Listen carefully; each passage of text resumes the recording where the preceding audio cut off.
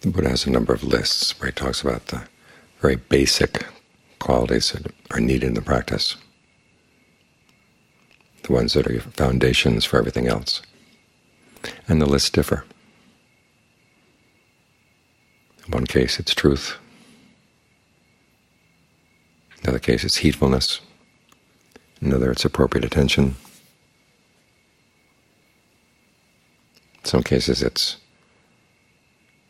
having admirable friends. What we learn from all these lists is that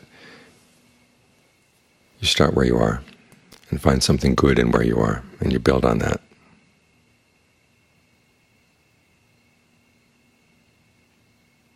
With heedfulness, for instance, it's a general sense that there is danger out there, but heedfulness can be misguided.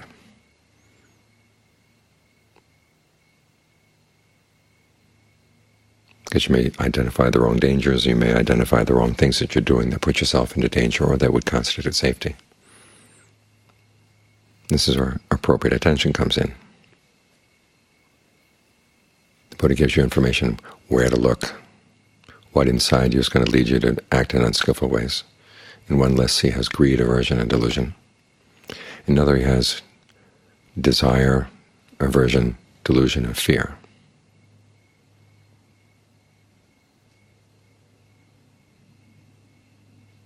And so appropriate attention warns you, okay, if you find these things in yourself, you've got to do something about them. You can't follow them. It gives you guidance.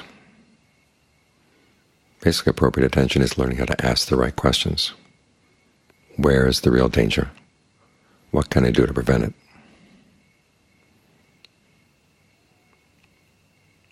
When you're asking the right questions, you have the hope of getting the right answers. There's a famous novelist who said if they can get you to ask the wrong questions, it doesn't matter what answers you come up with.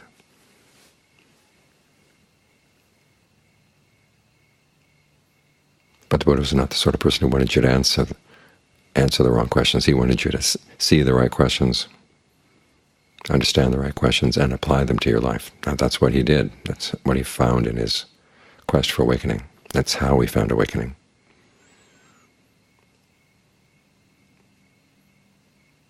By focusing on something that was not quite right in his mind and asking himself, where does this come from? What action am I doing that's causing this? And how can I change? He sometimes came up with the wrong answers, but then he recognized them as wrong, and so he went back to self-correct. All of this is an aspect of appropriate attention coupled with mindfulness. Your mindfulness has to be animated by heedfulness, animated by appropriate attention, for it to become right mindfulness. There's that passage we studied today, which the Buddha compares the path to a chariot. And the animals drawing the chariot, the horses, are your conviction and your discernment. And they yoke to the chariot by shame, your sense of shame. Jhana is the axle, your persistence and efforts are the wheels. Mindfulness is a charioteer. But again, the mindfulness has to be educated. Just plain old mindfulness is simply a faculty of the memory. You could remember anything. But heedfulness, appropriate attention, help you to remember, what do I need to know to do the skillful thing right now? What have I learned from the past? Because there are lessons you can learn from the past. Sometimes you hear that each moment is so fresh that you have to have a totally fresh attitude, bring nothing but beginner's mind, where all things are possible. Well, if you just keep on having beginner's mind all the time, then everything may be possible, but nothing is actualized. There are lessons you can learn from the past, from what you've done, what you've seen other people do. And mindfulness is, as the Buddha said, the protective charioteer. In John Fuang's image, mindfulness is the teacher who sets the lesson plan for the day and then makes sure that the students follow the lesson plan. Doesn't let them wander around and do things that are not going to be in their own best interest. We've all probably had teachers in the past, the ones who were really strict with us, who we didn't like when we were having them as our teachers, but then we look back and we realize we learned the most from them. Well, you want a strict teacher inside.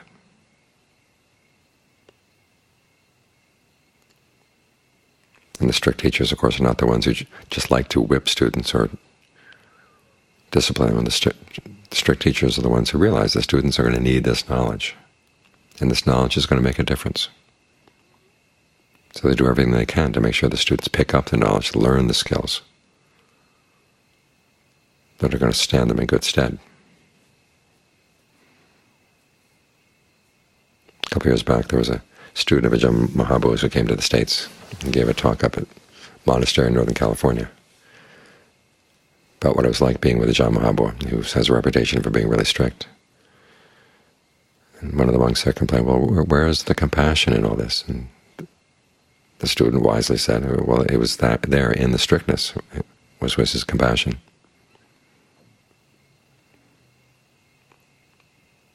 And of course, he didn't want to be the person who did all the work for you. He wanted his students to learn how to pick up that strictness themselves and how to use it appropriately, knowing that there are times to lighten the touch and other times when you have to come down heavy. So to train your inner teacher to be strict, compassionate, because this inner teacher is going to see you through all the aspects of the practice. When you get into concentration, it becomes the faculty of evaluation.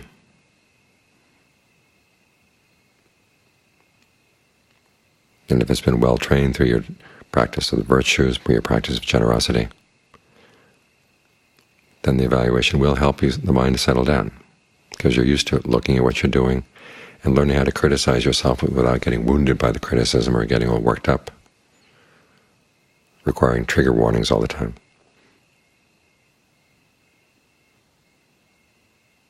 You can just learn how to be very matter-of-fact. What's working, what's not working. Think of the image of the cook. The cook prepares all kinds of food for his master, and then notice what kind of foods does the master reach for? What kind does he talk about? Like what does he praise? What does he eat a lot of? Well, provide more of that.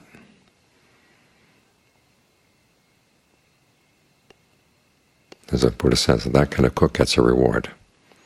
Then there's the cook who doesn't notice. It just produces whatever, without any concern for what the master likes, and the master's not going to give her any reward. It's the same with your mind.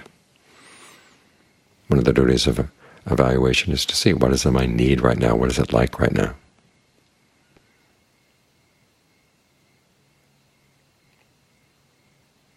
And to have some ingenuity and openness about what might work. Willing to take on, as the Buddha said, painful practice when it's necessary and pleasant practice when it's necessary. There's that Zen saying that the great way is not difficult for those with no preferences. That doesn't mean you're totally without any preference at all. We prefer not to suffer. But the question is, what's needed not to suffer? And sometimes there'll be things that you're going to have to do that you don't really like to do, or that are not fun or engaging or whatever, but they've got to be done. That's where the principle of no preferences is important. You check to see what needs to be done. You've trained your inner teacher. You've trained your mindfulness.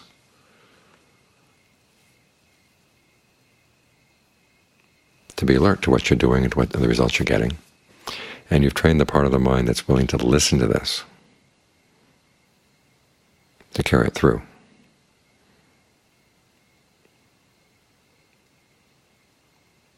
It's in that way that you become both your own teacher and your own student.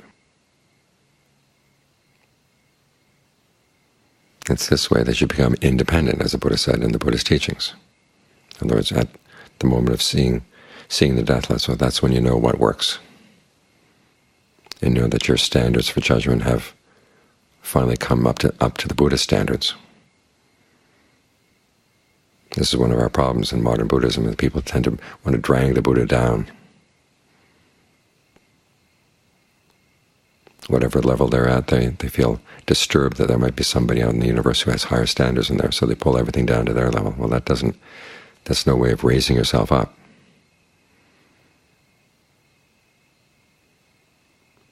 We're here not to just please ourselves. We're here because we know that we're suffering. And we earnestly want to stop. So train your inner teacher through being heedful, through developing appropriate attention, so that you become your own admirable friend. And you've got the internal and the external causes for awakening right there inside you.